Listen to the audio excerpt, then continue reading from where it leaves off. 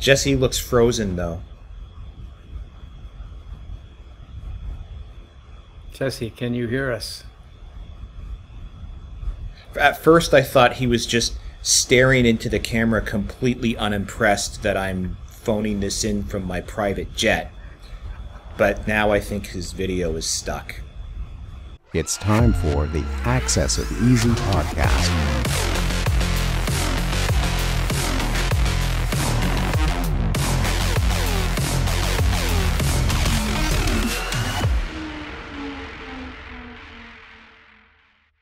Okay, he blinked, so he's back. All right, so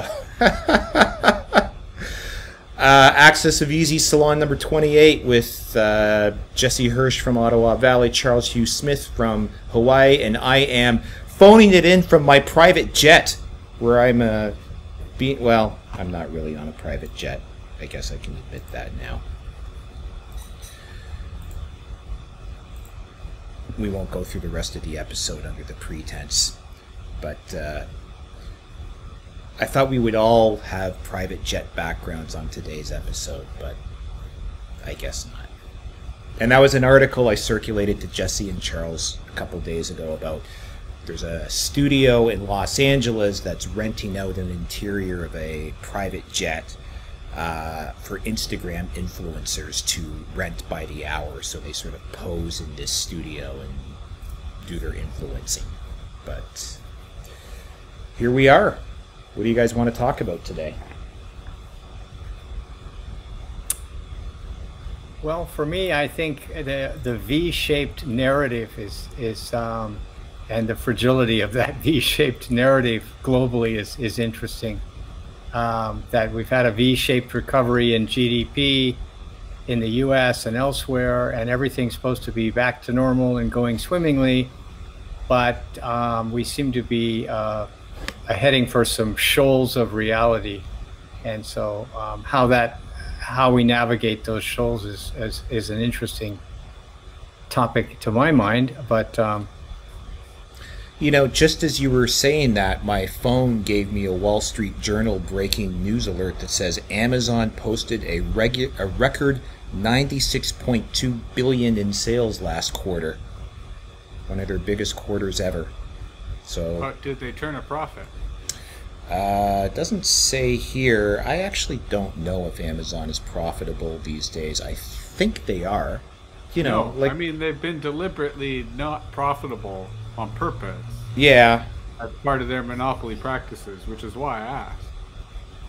I think they But trade it alas, like a... we digress. Yes, we do. Sorry, Jesse, I probably jumped in front of... They're trading at a PE of 123. But anyhow, what did you want to talk about this week? I have no idea what you just said or what that means. And I didn't really come with anything to talk about as per usual. I just show up.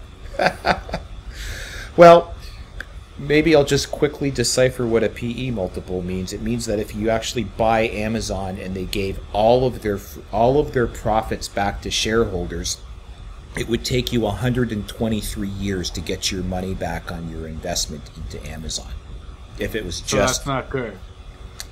It's not supposed to be good, but in this day and age, in this new economy age, it doesn't matter if you have a PE of 123 or 10,000 or, you know. Well, then why did you tell me that they did? Why did I tell you that? If it doesn't matter, then why did you say it? Well, it matters to old school investors that actually look at fundamentals. It just means that, to Charles's point, we are living in an economy that is increasingly detached from reality. And the narrative of the V-shaped recovery, like I think I saw it was a GDP print this morning that they're kind of high-fiving everybody that the economy, the U.S. economy, put up a 33% quarter-over-quarter increase in GDP output. And I'm like, why are we high-fiving ourselves for a 33% print when we've just bombed out the entire economy and probably took it more than 33% down from the top? So it's this whole quarter-to-quarter mindset and month-to-month mindset really is part of I think, the long-term problem of why these markets are so detached from reality. Yeah, let me bring up two other quick topics. One is, although I would like you to, I do definitely want to hear you elaborate on your original topic, which I think Mark was just setting you up on. Yeah, and I'm kind of, I think, adding to that, which is Emanuel Wallerstein. He died in 2019. He was a longtime critic of capitalism. His theoretical construct was called world systems, and he said something that I'm going to paraphrase, like, capitalism is no longer appealing to capitalists. And I think that's part of the problem here, is that if you take out the 6 big tech monopolies or cartels, then the rest of the stock market's gone nowhere for years, right? And so we're basically standing on the stern of the Titanic. You know, there's six guys up there, the big tech monopolies, and they're holding up the entire stock market and presumably most of the economy.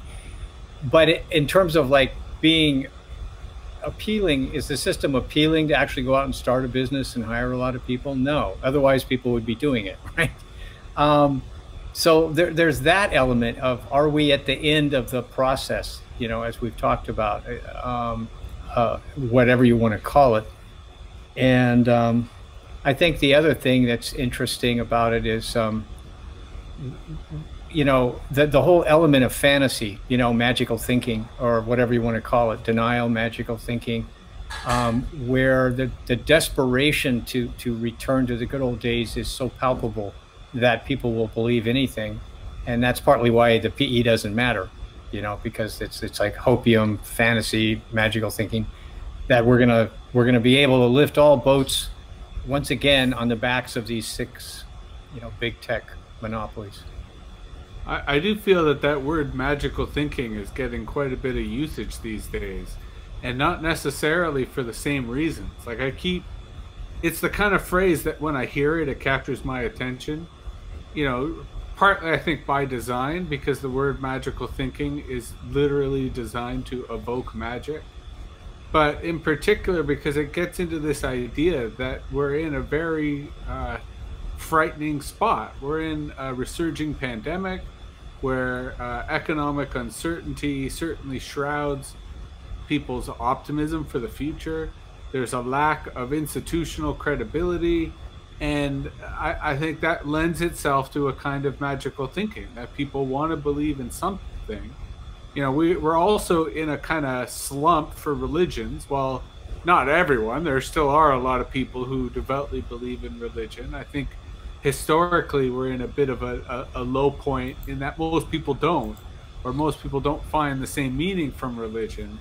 And so it's almost as if magical thinking is filling that void.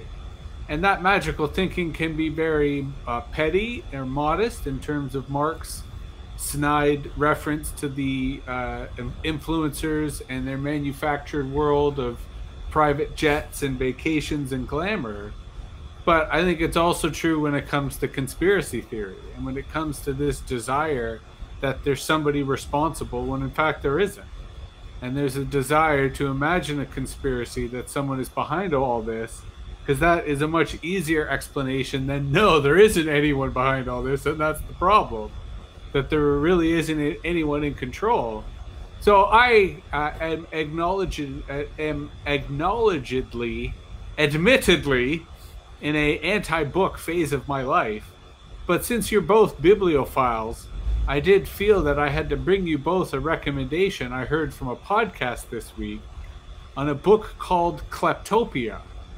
And yes. Kleptopia, I think we're both Hidden Forces listeners there, Mark. Yeah. Kleptopia struck me as a very appropriate phrase for the way in which the kleptocracies have not only evolved, but created a network of kleptocracies where they all support each other, creating this kleptopia, which I'm not sure I totally agree with. I find myself susceptible to the argument, but it struck me, it still seemed a little bit like magical thinking, that it was still projecting a kind of power onto people who I think are incompetent. And I'll end by saying, to me, the last 4 years, the poster child of the kleptocracy has been Jared Kushner, right? When I think of someone who is sort of most brazenly looting in the open and using the mechanisms of state to benefit not just his own personal interest, but to literally steal, he doesn't strike me as competent. Yes, a kleptocrat. Yes, someone who is blatantly enriching himself and his friends, but almost by accident, and not with a level of competence, and not to the extent that I think he's going to get away with it. Hence why we're having this conversation about it. But I don't know. I just put that out there that it as much as I loved the conversation on hidden forces, it did make me think that maybe we're overreacting, and maybe the kleptocracy, while very real, is a product itself of its own kind of magical thinking, both on behalf of the kleptocrats who think they can get away with it, and I don't think they will, and the rest of us thinking that the kleptocracy is larger or more grandiose than it is, when in fact it's just a bunch of idiots stealing. We can all see them, and I don't understand why we don't stop them. Well, allow me to just jump in here for a second. Charles pointed out, and he's not the only one to point out, that in fact, I was just listening to Jim Rickards on trigonometry yesterday, and he said, you might as well not call it the S&P 500 anymore. You might as well call it the S&P 6, because it is 6 stocks that is driving all the gains in the stock market right now. Now, rewind back a few months to when the Fed introduced their emergency bond buying program to so-called shore up employment. Who is on the list of companies whose bonds are being bought by the Fed to shore up the economy? It's the same 6 top companies are all in there. Amazon had to hire, so far by my count, about 250,000 extra workers to keep up with demand.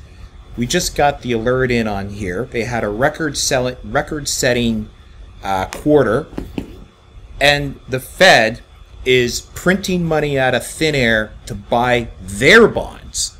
And then all the other small businesses, they get loans, and if the loans are over $100,000, they're full recourse and they have to pledge their homes. So that to me just smells like an institutional kleptocracy. It's like if you're $1 billion, if you're $100 billion and up, the Fed will print money and buy your bonds.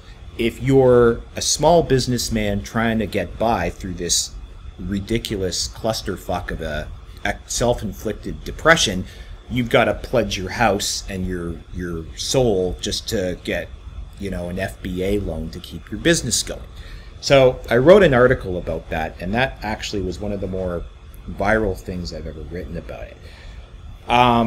Can I quickly just jump in and say I agree with you entirely, but my argument is a skilled kleptocracy we wouldn't know it was happening, right? Like a kleptocracy that gets away with it is one that is not so brazen, so careless, so blatant as the current one. Because not to get into it, and I'll shut up and allow you to continue, but every week we've been talking about the precarity of the current regime and how its days are numbered. A true kleptocracy, you wouldn't think that. A true kleptocracy, whether it's a Potemkin village or not, it achieves the illusion of stability, and we don't have that. And the extent to which this is happening so openly as to alienate people from the Fed, from the financial system, from the monetary system. And, Bitcoin is reaching new highs, and alternative systems are becoming more viable. So I'm not disagreeing with your analysis. I'm just saying an incompetent kleptocracy is one that doesn't get away with it because everyone sees it, and its credibility and authority falls as a result. But isn't one of Charles will let you in a second? Isn't the recurring underlying theme of what we talk about here how the whole system is fraying at the edges and the center is not holding? So that maybe what used to be a competent kleptocracy is kind of hitting the limits of theft have kind of been hit in the last few crises, and And the system does try to cover it up. I mean, at the risk of like hopelessly polarizing this, which is not my point because I'm talking about the media reaction and not the substance underneath. The Hunter Biden story, he's just as much of a kleptocrat as Jared Kushner. Had it been the other way around, it would have been nonstop CNN panels from now till Tuesday, but it wasn't. And it was such an institutional response by the media and the big tech platforms to try and keep a lid on it. Hang on. And my point was they couldn't do it. The pot boiled over and out it came. And that's kind of like a sign of the times. So you had some valid points in what was otherwise a turd sandwich. So I will try to address those valid points. I agree that Hunter Biden is a kleptocrat. And I think if and when Joe Biden becomes president, we'll have the opportunity to compare him to Jared in terms of him having those 4 years of access. And I think that's an interesting hypothesis to test. I would still suggest that Kushner will be bigger, but I could be wrong because I agree that Hunter is a small K kleptocrat to begin with. And given the opportunity of the White House, you never know. So I'm totally willing to see that. And I also grant you that the attempts to quiet or quash or marginalize that New York Post story totally backfired. And it ended up being a total disaster, not just for Twitter, but the attempt to try to spin that story. But everything else I think is nonsense, right? In that I don't feel that there was much story to it.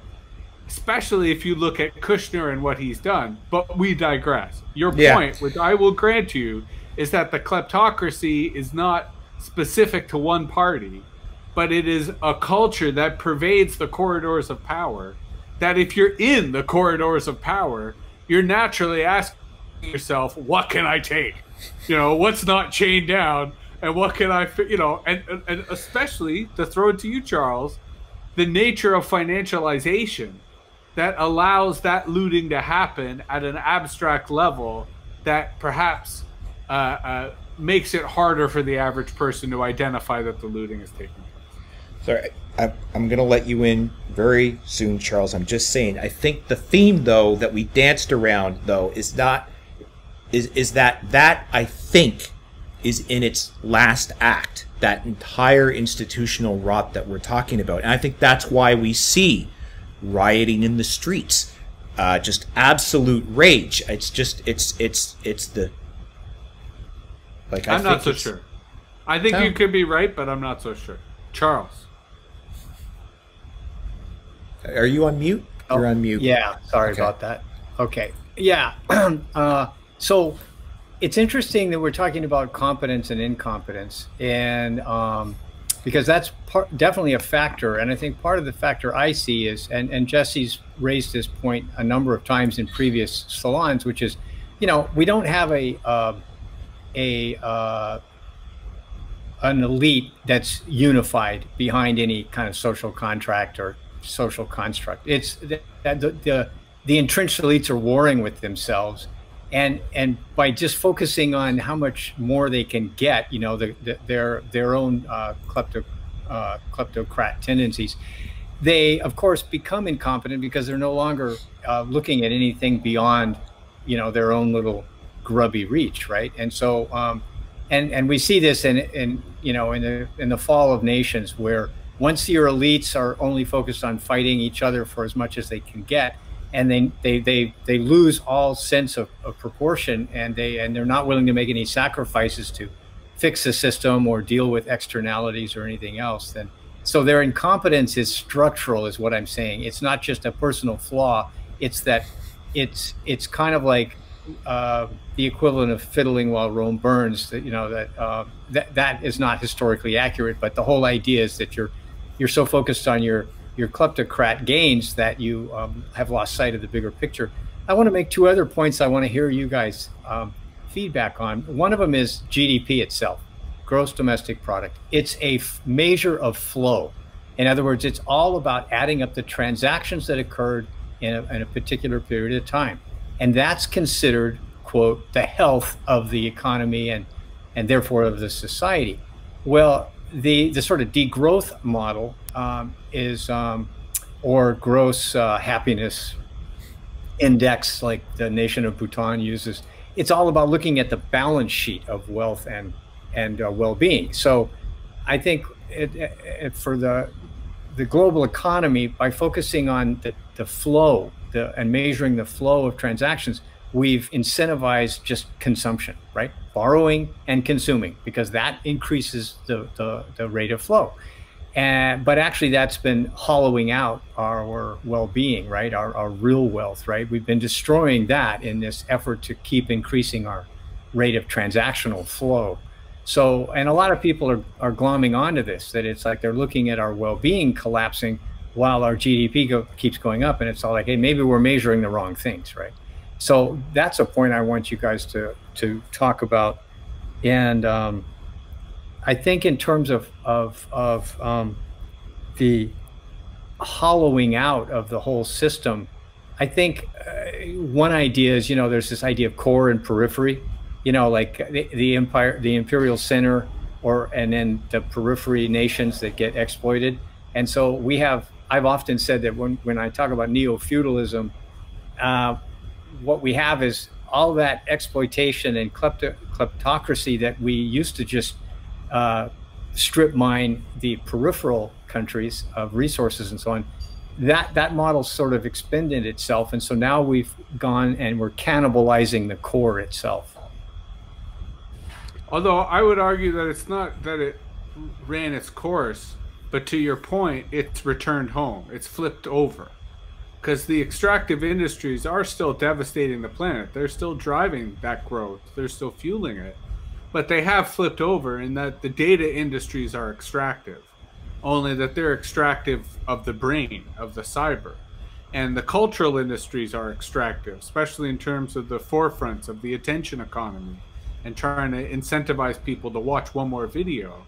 Because, I think the concept that unites a lot of your comments there, Charles, is the obstacle or the hindrance that a big chunk of the elite has that I think prevents them from being even more competent is their narcissism, right? And I think the extent to which narcissism is a plague in our culture, I mean, that hurts the elite the same way that it hurts society. And because, to go back to our original metaphor of the influencer on the private jet, because so much of the elite is subsumed in their own narcissism, is subsumed in their own immediate pursuit of gratification and riches and attention, they've lost sight of the long game.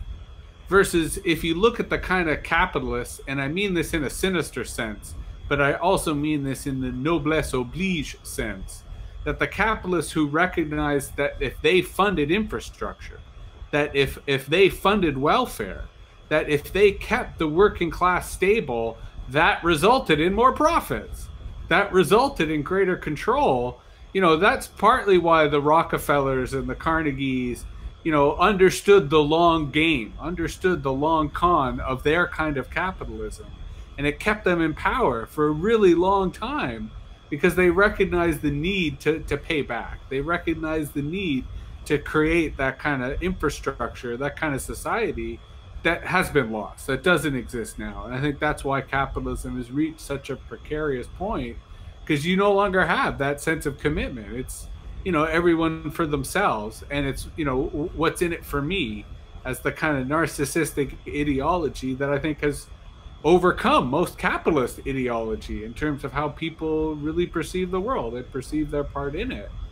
And so I think the desire to be post-growth, I think the desire to be more sustainable is not mutually exclusive with capitalism. And I think that there are some smart capitalists who are wrapping their heads around that because they want to be around for the long term. They want to maintain their wealth and their position for the long term. I think overall what we're seeing as a society is a deficit of philosophy. That we need more philosophers, we need more philosophy, we need more big ideas that help people see past the immediate event horizon. Because I think the pandemic has done a lot of things, whether it's demonstrate the lack of leadership we have in society or demonstrate the lack of philosophy, the lack of creative philosophy. I went to a Zoom comedy event this week, which was, the comedy industry trying to adapt and come up with online shows. And I was really impressed. I was really left inspired, which I'll articulate it in capitalist terms, which fits, Mark, your kind of, vision of how markets should operate. These folks were adapting, right? They were taking the conditions of the market. They were not letting them stop. They may not be making the same amount of money, but I hypothesized they could grow their business to a size that was not previously possible, because a comedy club has a finite capacity. And I personally would never go to a comedy club. It's just not my culture. It's not my vibe. But I'd show up to a comedy Zoom 2-3 times a week. And so that's where I think there's an opportunity for scale, an opportunity to get rid of the middleman, because this comedy show was run by the comedians, right? There was no one else running this outfit. It was far more efficient with greater potential for them. So, to go to Mark's vision of a marketplace where those who don't have the right business model fail and those who adapt, thrive, survive, and prosper, I think that that's possible in the way in which we're seeing elements of the response to the pandemic. To bring it back to your point, Mark, it's a question of how crooked the economy ends up being. That if the government is just printing money to then give to big business as a subsidy, so if they were to, let's say, bail out all the big comedy clubs and give them exclusive Zoom licenses and make it illegal for comedians to organize their own virtual comedy clubs, right? That is the type of heinous monopoly activity that we'd all be against. Versus the reality is it's the comedians who should be subsidized. They're the ones who have a new business model, who have a new way of configuring the industry that I think has much greater potential. So it's a question of which the system or which the elements of the current economic configuration would empower. I thought we were the online comedy show. But, we aspire, but the difference between us and them is real time. Right. That when we do a Zoom with all of our audience unmuted as part of the podcast and it doesn't become incoherent, that's when we can hold ourselves to their level. To Charles's point about GDP, I used to read Adbusters religiously, and not when I was left of center, when I was still a full-on anarcho-capitalist. I always thought... It is a right-wing magazine. And I don't say that as a bad thing. I just say that as a Kali Lazin, the guy who runs it, anti-communist in the biggest sense. Like, I never knew that. Eastern Europe, yeah. I always thought... you and your politics are like this. I always thought they were like seriously left of center, but I thought there's a big overlap between so at any rate, they ran this sort of, I don't know what you want to call it, a print meme or something, numerous times. Every time somebody's diagnosed with cancer, every time a car drives off a cliff, every time a house blows up, every time a child dies of some horrible disease, all of these things, every time one of these terrible things happens, the GDP goes up. And when the GDP goes up, everybody high fives. And you're right, it is measuring the wrong things completely. It's like one of you made, I guess it was Charles, you said, they're not looking at the balance sheet. Because on the balance sheet, savings are great.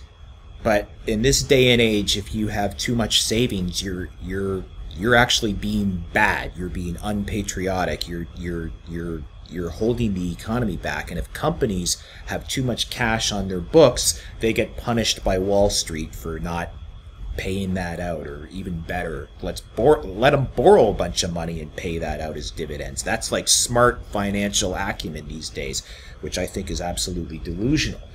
And what we have to start doing is realizing that what creates a healthy economy is the stuff we don't consume. I mean, that's where we, stored capital formation that you can then take and invest into something else. That's where a healthy economy comes from, not just, forcing consumption. But, I mean, because we use debt for money, that has to expand all the time, and it's like a heroin fix over and over and over again. If somebody stops spending money and somebody stops borrowing money, it just goes, the whole system goes into withdrawal.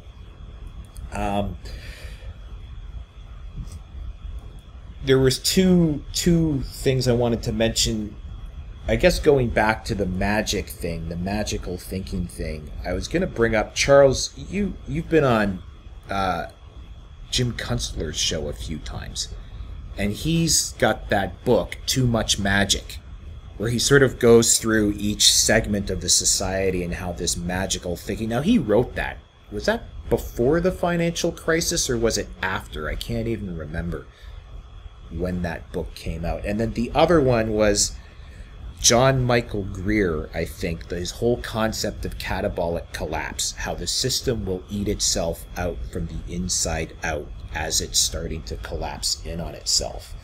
And bringing the whole thing back to the capital K of kleptocracy, you know, I've heard the whole K-shaped recovery thing over and over again this year, but I never really stopped to think about what that meant until just this week, actually. And I'm like, this is, well, I've called the same phenomena, my word for it was the great bifurcation, right? This is the breakaway society now. This is where, and it kind of really pains me to watch this happen, this is where the winners and the losers of this huge tectonic shift are getting sorted out this year. And this is a process that I thought was going to take the next 5 decades, and there was going to be plenty of time to try and wake people up and say, look, society is going this way, all the incentives are going this way, you have to re-gear yourself to be positioned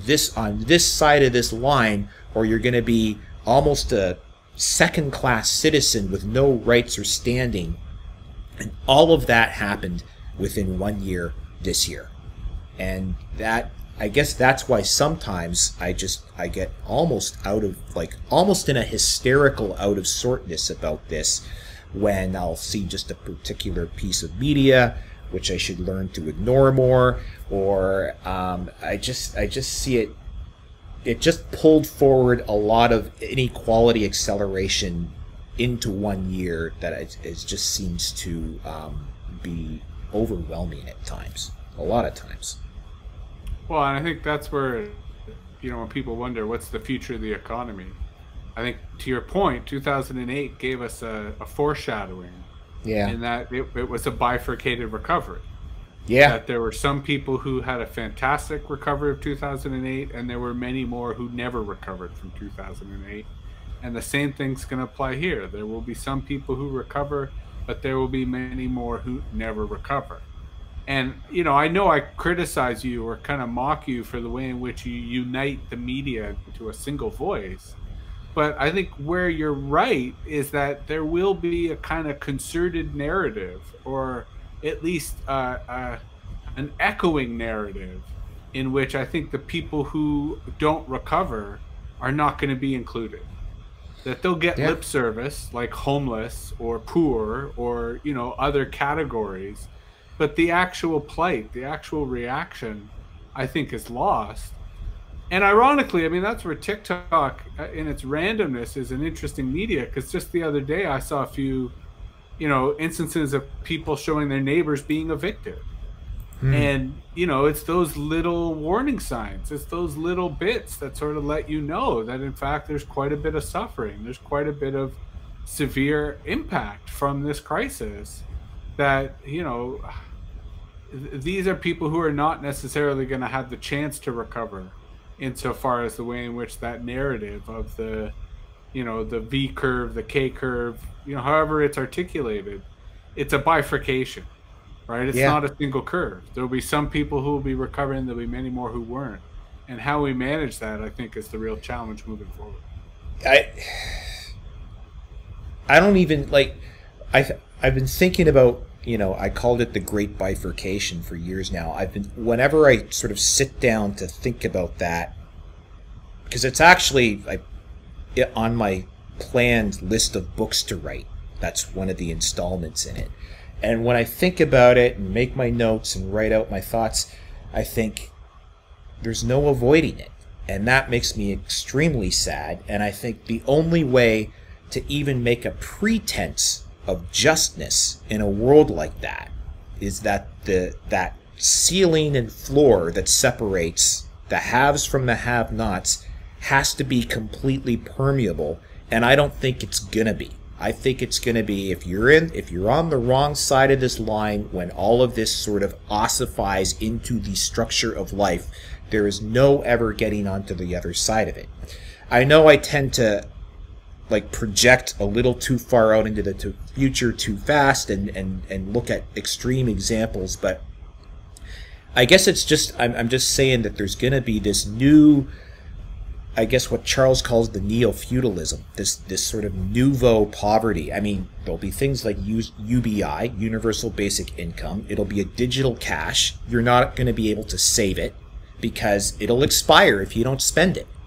They'll deposit, digital coin into your bank account every month, and whatever you don't spend by the end of the month just vaporizes. Because they have to keep money velocity up.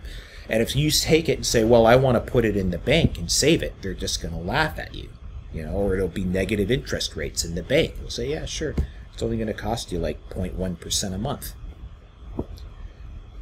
And once it takes hold, I mean, it's going to be pretty hard to ratchet back from that. Charles, I believe, or sorry, not Charles, Jesse is back. Okay, yeah. I don't know how much of that you got. So we might have to swing it to Charles now. Yeah, take it over, Charles.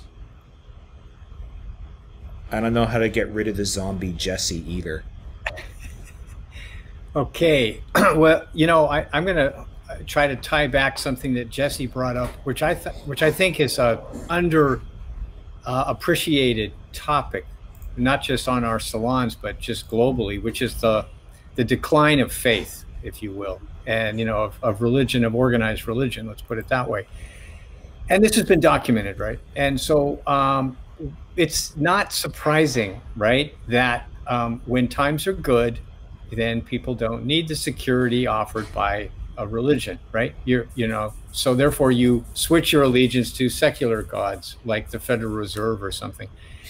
And then when things go sour and things become insecure, then people as a generality find a need for some sort of faith that helps them get through these hard times, right? The insecurity they face, right?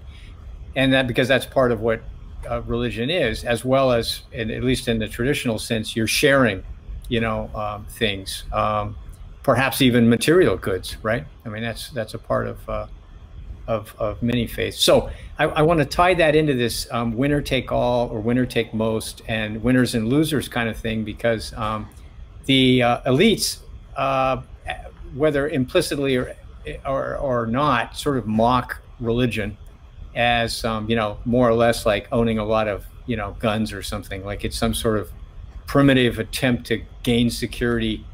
And it's easy to mock from if you're at the top, right, looking down. But I think that as things unravel, it may be that we need, to Jesse's point about new philosophies, we may need like new models of doing things, but we also may need a return to some sort of shared, how do you want to call it, moral foundation, because that's part of what kleptocracy has eroded, right? It's more or less winner take all and everybody for themselves, right? And so you can't have any social cohesion if you've devolved to that state of society. And social cohesion is really the core of a power, if you will. In other words, like if you're going to make the sacrifices to get through some kind of crisis, if it's not shared sacrifice, then it's going to just come apart, right? And we're talking about this hollowing out, this cannibalizing, and bifurcation. So I think where does that go? I think if you cannot find some sort of unifying set of values or moral foundations, then you've got nothing. You're gonna go down to collapse, the catabolic collapse, which of course is kind of stair stepping as you devolve to a state and get stabilized there. Then you go down to it's almost thermodynamic, right? And I think we can look at that too.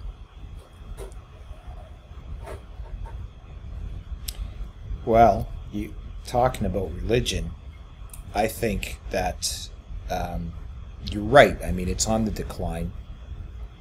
I always have to specify a distinction that there's a difference between religion and spirituality, I think. I mean, we have an old joke in a recovery group that I frequent that religion is for people who want to stay out of hell and spirituality is for people who've been there. So there's this natural inclination for some people to sort of poo-poo structured religion as like, oh, that's just a bunch of wingnuts who believe in a cosmic flying spaghetti monster, and they almost kind of dismiss it as that, and so it has no role in a modern society today.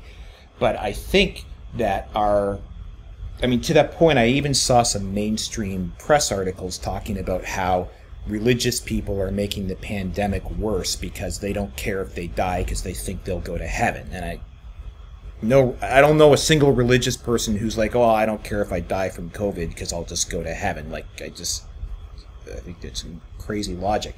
But in our worship of our own cleverness, and we think that we've got everything figured out, we can just whiteboard the economy and plan it all out. We can whiteboard our pandemic response and plan it all out. We've got we've got AI and we've got machine learning, and we can just map out society perfectly. This whole idea is becoming the religion unto itself, because I think there's this recognition subconsciously that you need that sort of bigger picture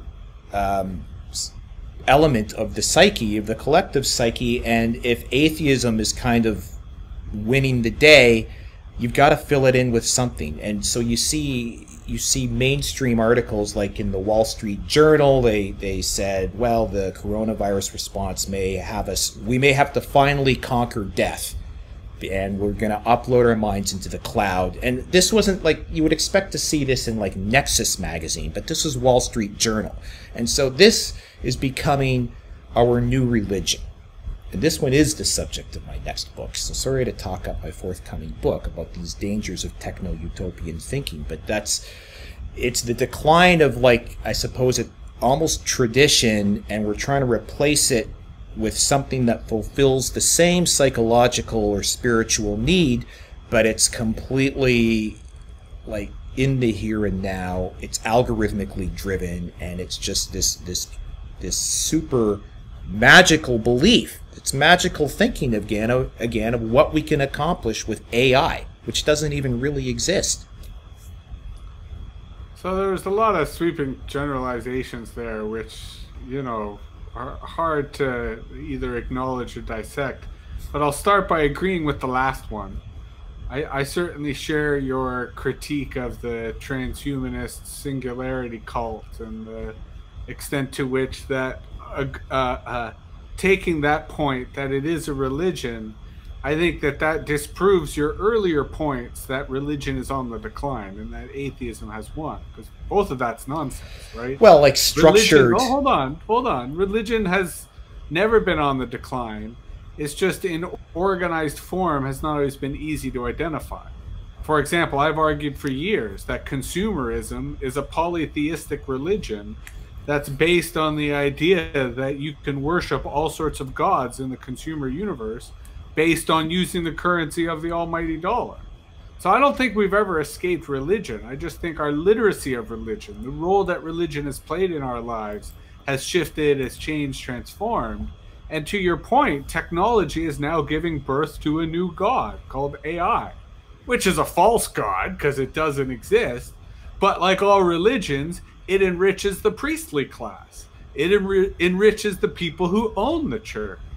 And that's always the question you got to ask is, who is the beneficiary? What are the larger ownership or wealth considerations that come with this belief? And, I think that that's something that we can and should talk about in a future episode, not just because it's a future book of yours, but because I think it ties into a lot of the conversations we have around network states and influencers and leadership and so forth. So it's totally relevant. But I do feel that we're getting off track, especially when we're trying to end today's conversation. It was pretty late in the episode to veer into religion, I know. Yeah. That was Charles's fault. No, I don't blame Charles. I think you took that rope and hung yourself with it, even if Charles gave you the rope. Well, I was trying to think of Charles's something to say. Charles's point, which, you know, I think is a recurring theme we've talked about, I will re-articulate in the word social contract. That what we currently don't have in our society is a social contract, something where we all agree that these are the rules that we, in living together and having social relations, adhere to. And I think the biggest absence on that social contract is the notion of theft, because that's where the kleptocracy is an issue. What I thought was fascinating about that Hidden Forces episode is the way it argued that theft, that kleptocracy as a culture, is far more normalized throughout the world and is now becoming normalized in North America, but has always kind of been the norm. So that's an example of an absence of a social contract, that we sort of wish there'd be a social contract to that. But as a pirate, I'm also conscious of the idea that one man's theft is not another man's theft.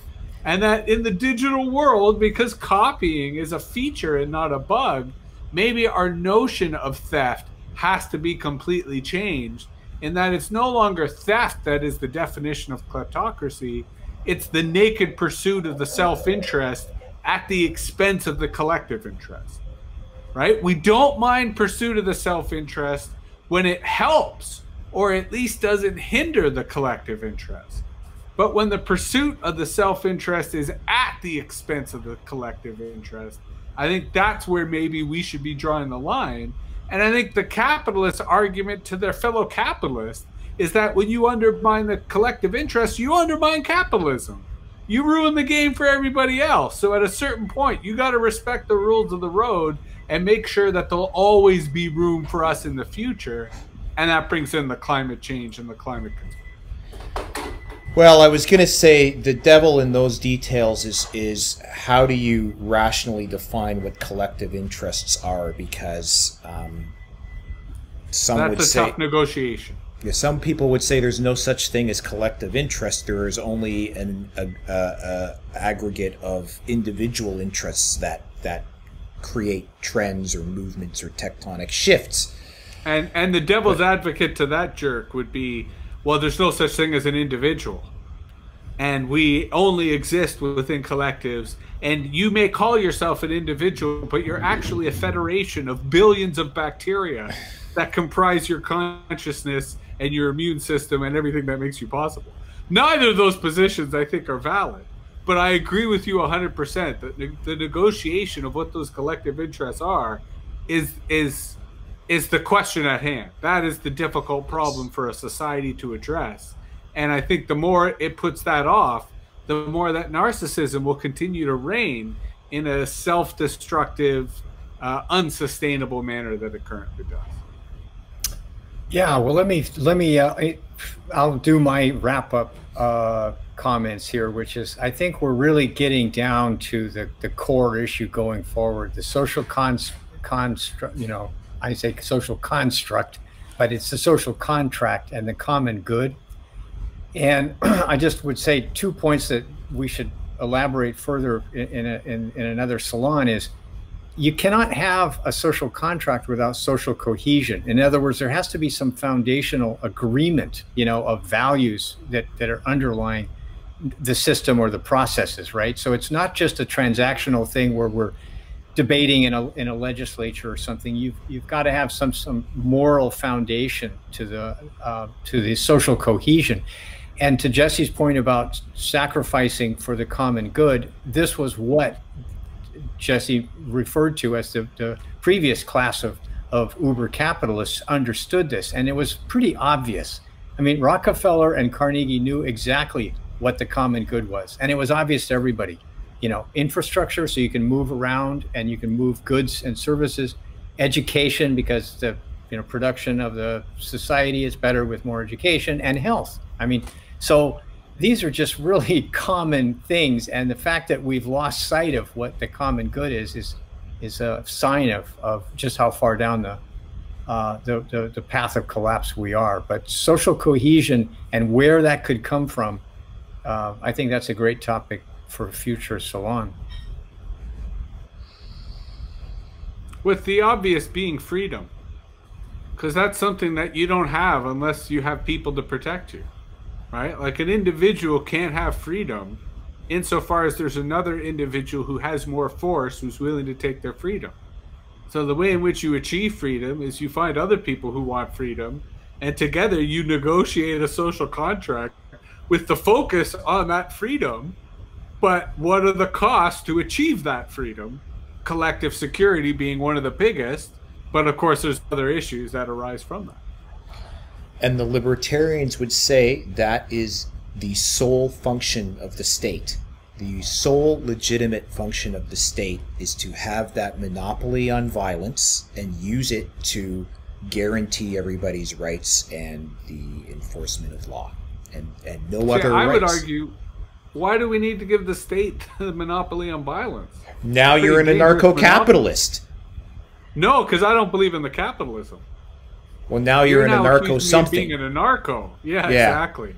So okay, sorry, yes. Now you've gone full anarchist there. So I was entertaining it.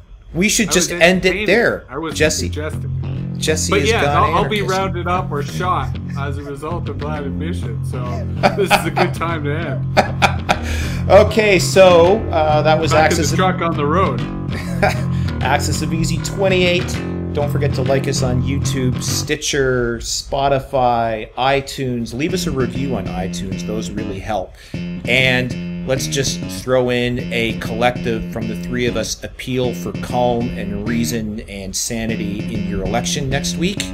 Good luck. And, let's just everyone take a deep breath and calm down.